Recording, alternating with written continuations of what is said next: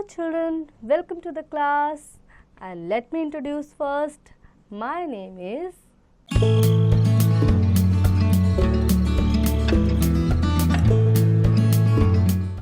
Bharti Dikshit. I am your teacher and you are my student and I am welcoming you in the new class with a new book and a new chapter, and that is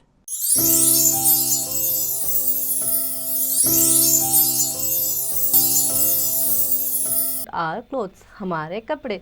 कपड़े खरीदना किसको पसंद होता है? सबको पसंद होता है ना। नए नए कपड़े आते हैं, अलग अलग ओकेजन के कपड़े आते हैं, अलग अलग फेस्टिवल्स के कपड़े आते हैं, अलग अलग सीज़न के कपड़े आते हैं। तो आज हम नया कुछ जानेंगे इस चैप्टर में कपड़ों के बारे में। So let's start the chapter. We wear different clothes in different season. हम अलग अलग सीजन में अलग अलग कपड़े पहनते हैं। Different fabrics are use for making clothes. और अलग अलग कपड़ों से, अलग अलग फैब्रिक से अलग अलग कपड़े बनाए जाते हैं। In summer season we wear cotton clothes to keep ourselves cool. हम समर सीजन में कॉटन क्लोथ्स पहनते हैं। In winter season we wear woollen clothes to keep us warm. और विंटर सीजन में हम वुलन क्लोथ्स पहनते हैं। Clothes are made from fabric and fabric is obtained by weaving its fibre. तो clothes कपड़े fabric से बनते हैं और फैब्रिक हमें फाइबर को वीव करने से मिलता है। We get these fibres from either from plants और फ्रॉम एनिमल्स। ये फाइबर हमें या तो प्लांट से मिलता है या एनिमल से मिलता है। These fiber are called natural fibers. और इन फाइबर्स को हम नेचुरल फाइबर्स कहते हैं।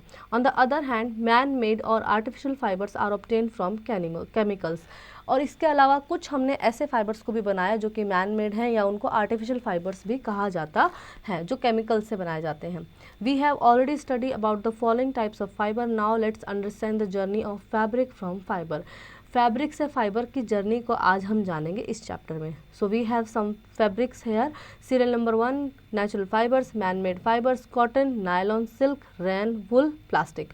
सो कॉटन से हमने जो मैन मेड बनाया, फैब्रिक बनाया, वो बनाया, फाइबर बनाया, वो हमने बनाया नायलॉन। सिल्क से बनाया रैन और वुल से बनाया प्लास्टिक। तो आप जो प्लास्टिक यूज़ करते हैं वो कहाँ से आया? वुल से बना, ठीक है, man made. Then we have fabric to fabric. Natural fibers are hair-like material obtained from an animal or a plants. तो नेचुरल फाइबर क्या है? बाल की तरह होते हैं ये। तो ये हमें किसी प्लांट से मिले हैं या हमें किसी एनिमल से मिले हैं। They have to undergo many step by step process to become the strong and durable long fibres. और इनके इसको हमें एक प्रॉपर फाइबर बनाने में क्या करना पड़ता है? इनको स्टेप टू स्टेप फॉलो करना पड़ता है। बहुत सारे स्टेप से ये होके गुजरते हैं। These fibres are then woven into fabrics. फिर इन फाइबर्स को हमें फैब्रिक्स में विवन करते हैं। And then let understand these steps one by one. और इसके स्टेप्स हम वन बाय वन करके पढ़ेंगे। Think and answer. Nylon was the first made by man in the year 1938। Nylon सबसे पहली बार एक व्यक्ति द्वारा 1938 में बनाया गया था। Then we have first is spinning. The first step is making of yarn from raw fiber by the process of spinning. सबसे पहले फर्स्ट स्टेप क्या आता है? यार्न से रॉ कच्चा जो फाइबर होता है, कहीं कच्चा माल होता है, उससे फाइबर बनाने का होता है स्पिनिंग का प्रोसेस होता है। During spinning raw fibre is twisted into thread.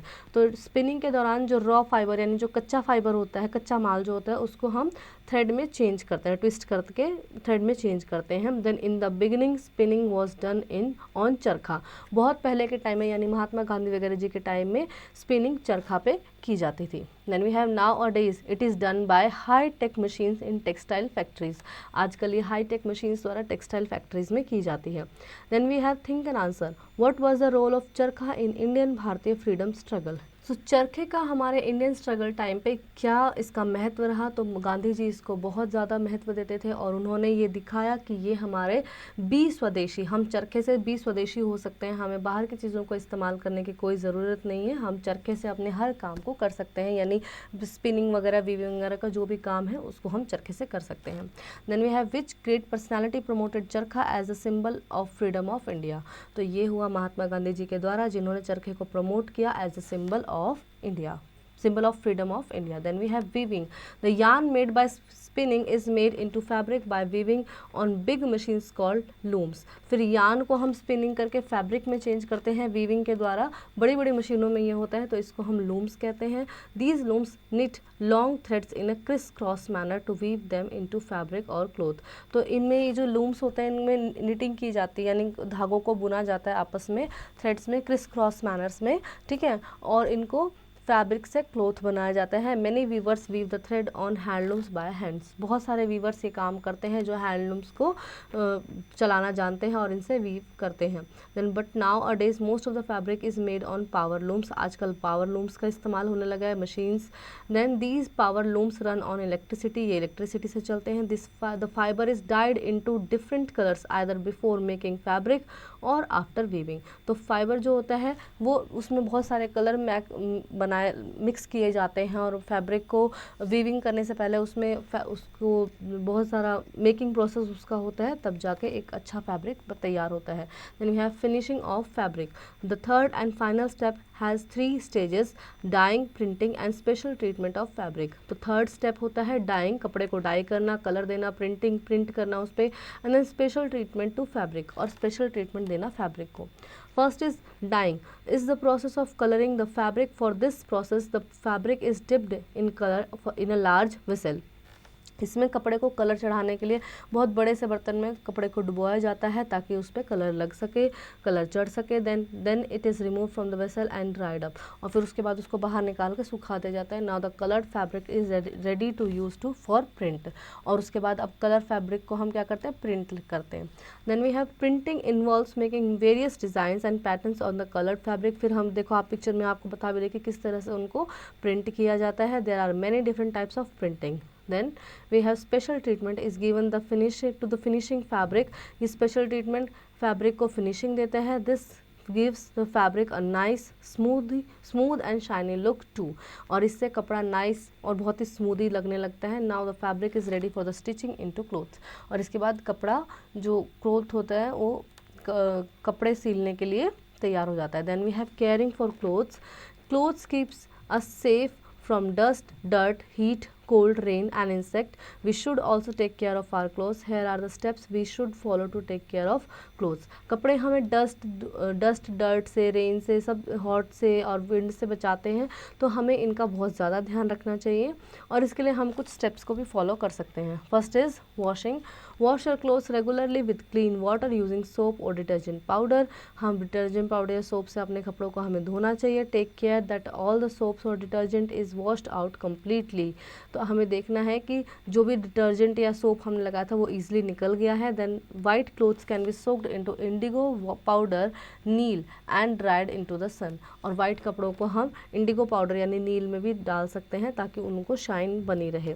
Then we have think and answer. Why it is important to remove all the soap from clothes. हमें क्यों ज़रूरी है कि अगर हमने किसी कपड़े को डिटर्जेंट लगाया है, सोप लगाया है, तो उसको पूरा निकालना क्यों ज़रूरी है? क्योंकि उसमें ना वो बहुत हार्मफुल होते हैं हमारी स्किन के लिए. अगर हम उसको पानी उसमें से सोप वगैरह अच्छे से नहीं निकालेंगे तो हमारी बॉडी पे रैशेस हो सकते हैं. Why are the clothes dried in the sun. कपड़ों को धूप में क्यों सुखाया जाता है? ताकि उसके सभी जर्म्स खत्म हो जाए, इसलिए कपड़ों को धूप में सुखाया जाता है. Then we have dry cleaning. Some garments like woolen और silk garment are very delicate. कुछ गारमेंट्स बहुत ही डेलिकेट होते हैं, लाइक विलन्स होते हैं, यानी उनको हम ऐसे रफ एंड टफली यूज़ नहीं कर सकते. आपके जो नए बाहर पहनने के कपड़े होंगे उनको आप ऐसे नहीं कि कहीं पे भी डाल दिया, कहीं पे उनको अलग धोया जाता होगा ना, तो डेलिकेट कपड़े होते हैं वो. So they can not be washed और क्लीन एट होम. उनको हम घर पे नहीं धो सकते हैं. These clothes have to be given in to the dry cleaner for the dry cleaner. और इनके लिए हमें ड्राई क्लीन कराना ज़रूरी हो जाता है. In this method special chemicals and machine are use to clean the iron and delicate clothes. और इसके लिए हम स्पेशल मेथड का इस्तेमाल करते हैं, स्पेशल केमिकल का इस्तेमाल करते हैं, मशीन्स का इस्तेमाल करते हैं, और इस तरह के डेलिकेट कपड़ों को हम साफ़ करते हैं. Then we have ironing. Ironing makes the clothes straight and wrinkle free. That makes us look smart. Iron करने से कपड़े स्ट्रेट हो जाते हैं, सीधे हो जाते हैं, और वो wrinkle फ्री हो जाते हैं, और हम और ज़्यादा स्मार्ट दिखाई देते हैं. Storage. Clothes should be stored properly. हमें कपड़ों को अच्छे से स्टोर करना चाहिए. They should be kept in safe, clean and dry place. और इन कपड़ों को सेफ, क्लीन और ड्राई प्लेस में रखना चाहिए. These places should be safe from paste. और इन जो ये जगह है ये पेस्ट फ्री होनी चाहिए, यानी ऐसा नहीं हो कि वहाँ कोई पेस्ट चल रहा हो, कोई कॉकरोच चल रहा हो तो कपड़ों को ख़राब कर देता है. Then we have insect and mites mostly attack woollen and silk clothes. Insect और जो माइट्स होते हैं वो बहुत ईजिली सिल्क कपड़ों को ख़राब कर देते हैं। To keep them away dried neem leaves और naphthalene balls are usually used. और इनको दूर रखने के लिए नीम की पत्तियाँ, सूखी नीम की पत्तियाँ या हम नेफ्थलिन बॉल्स का यूज़ करते हैं। They are kept inside the clothes when they are stored. और इनको हम इनसाइड द क्लोथ्स मतलब कपड़ों के अंदर हम डाल के रखते हैं ताकि वो easily बचे रहें पेस्ट से। Then we have remembering time. Natural and man-made fibers are used for making different kinds of fabrics. Man-made fibers are made up of chemicals. Process of making fabrics involve spinning, weaving and finishing. Clothes need to be taken care by washing or dry cleaning, ironing and safe storage. Then we have let's answer. Tick the correct option. Which of these is a man-made fiber? इनमें से कौन सा man-made fiber है? Cotton, rayon, wool, silk. तो इनमें से कौन सा मैन मेड फाइबर है? सो हमने पढ़ा था rayon. So you will take the rayon one and rest you will do it by your own. Then fill in the blanks. Dash make the cloth straight and wrinkle free. Ironing makes the clothes straight and wrinkle free. Then we have state T for true and F for false for the following statement. The first is the process of weaving yarn into fabric और clothes is called spinning. कपड़ों को weave करके yarn से fabric में उनको change करने को spinning कहते हैं। So yes it is true. Then we have answer the following question. What is weaving? How is it done nowadays? Weaving क्या होती है और इनको आज के दिनों में कैसे किया जाता है? तो कपड़े को वीव करके उसको रॉ मटेरियल से और फैब्रिक में फाइबर से में चेंज करना is called the weaving and now a days this is done by the machines. Then we have case-based question. Read the following answer the question that follow. Fabric is made up of the fibers. We get natural fibers from plants and animals and artificial fibers from chemicals. Tick the correct option.